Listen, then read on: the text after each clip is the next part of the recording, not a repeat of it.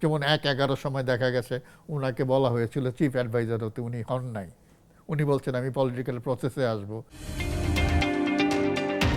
অনেক দলের ইতিহাস লেখেন, একসময় হয়তো এনসিপির ইতিহাসও লিখতে হবে আপনাকে। মানে হঠাৎ করে কোটা সংস্কার আন্দোলন যখন এক দফার আন্দোলনে গেল, তারপরে এখানে আমরা একটা কুয়ের একটা এলিমেন্ট আমরা দেখি যে ৩ তারিখে আমাদের সেনাপ্রধান সেনা কর্মকর্তাদের নিয়ে একটা মিটিং করলেন এবং দ্যাট ওয়াজ এ সিগন্যাল। এবং আমাদের দেশের সেনাবাহিনী আমরা এর আগেও দেখেছি, তারা মানে ক্রুশিয়াল কোনো মোমেন্টে তারা জনগণের বিরুদ্ধে দাঁড়ায় না। এটা সব সময় আমরা দেখেছি। ৯০ সালে এটা আমরা দেখলাম লাস্ট এরশাদের সময় তারা বলল আমরা আর সাপোর্ট দেব না এরশাদকে। তো একটা পর্যায়ে আসে। তো দ্যাট ওয়াজ এ মেসেজ যে এই সরকারের, কিন্তু যেভাবে এটা পড়ে গেল। সভাটি তো আর গোপন থাকার কথা, সভাটির কথা সবাই জেনে গিয়েছে। না, এটা তো ইয়েতে আসছে, হ্যাঁ চলে এসেছে সবখানে। হ্যাঁ চলে এসেছে। তার মানে কিন্তু এটাও তো ঠিক যে একজন লিডারকে তো জানতে হবে, যে কোনো বাহিনীর নেতাকে তো জানতে হবে যে তার অধস্তনরা কি ধরনের মানসিকতা পোষণ করছেন, তা নাহলে তো অর্ডার ক্যারি আউট হবে না। এখন কথা হচ্ছে যে একটা পর্যায়ে তো আমরা দেখলাম এই রেজিম পুরোপুরি গোয়েন্দা নির্ভর। ছাত্রলীগের কমিটিতে কে থাকবে না থাকবে সেটাও ডিজিএফ এর গোয়েন্দারা বা এনএসআই এর গোয়েন্দারা বলে দেয়। এটা শুধু বিসিএস অফিসার, শাসকের ব্যর্থতা। হ্যাঁ, তো গোয়েন্দারা কোন তথ্যটা দেয়? গোয়েন্দারা সেই তথ্যই দিবে যেই তথ্য শুনলে আপনি খুশি হবেন। সেটা সবসময় সত্য তথ্য দেয় না। আইয়ুব খানকে একবার জিজ্ঞেস করা হয়েছিল, তার টেবিলের উপরে প্রতিদিন সকালে সমস্ত গোয়েন্দা রিপোর্ট এনে রাখা হতো, উনি দেখতেন, দেখে তারপরে কিছু কিছু সিদ্ধান্ত নিতেন। তখন তাকে একবার জিজ্ঞেস করা হলো যে এগুলি কতটুকু রিলায়েবল। উনি বলল যে 4 আনা, 12 আনা মিথ্যা। 12 আনাই মিথ্যা। তো এই হলো তো গোয়েন্দা নির্ভরতা। তো সেটা হচ্ছে যে, তো ফলে যেটা হচ্ছে একটা সরকার যে কি পরিমাণ জনবিচ্ছিন্ন, দল নাই, দল খেয়ে ফেলছে সরকার, সরকার প্রধান, এক হাতে সমস্ত কর্তৃত্ব। এই অবস্থাটা পরিবর্তন দেখলাম আমরা। তারপরে যেহেতু যারা আন্দোলন করছিলেন তাদের সামনে তো আমরা কোনো ভিশন দেখি নাই। কোটা সংস্কার, তারপর থেকে হাসিনাকে যেতে হবে, দ্যাটস অল।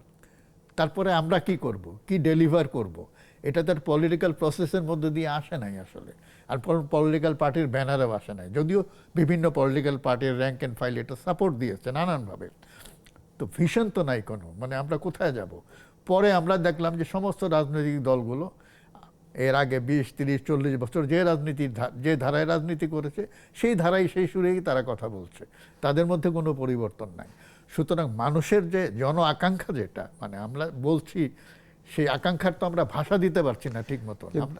আমরা বলছি যে আগের ধারায় আমরা ফিরে যাব না।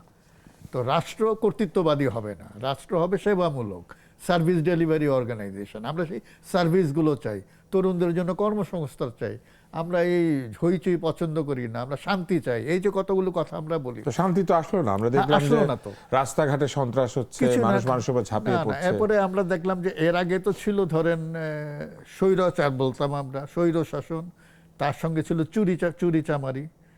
হ্যাঁ, এরপরে আমরা দেখলাম মব।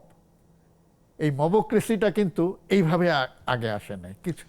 তো হওয়ার তো কথা ছিল নোবেলোক্রেসি, কারণ যিনি এই সরকারের প্রধান হয়েছিলেন তিনি তো পৃথিবীর এমন দেশ নাই উন্নত যেখানে দেখেন নাই, থাকেন নাই, গিয়েছেন এবং বড় বড় রাষ্ট্রপ্রধানদের সাথে মিশেছেন, পড়াশোনার অভাব নাই।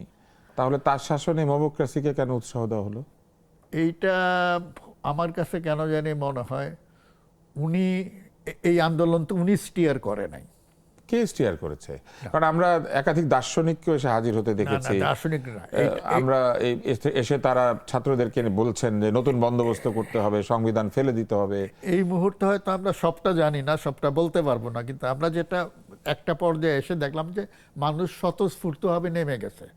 আপনি 1টা 2টা 5টা বা 100টা লোককে আপনি ম্যানিপুলেট করে নামাতে পারবেন। হ্যাঁ, বলতে পারবেন যে এটা একটা, যেখানে হাজার হাজার লাখ লাখ লোক রাস্তায় নেমে আসে, এটা তো স্বতঃস্ফূর্ত।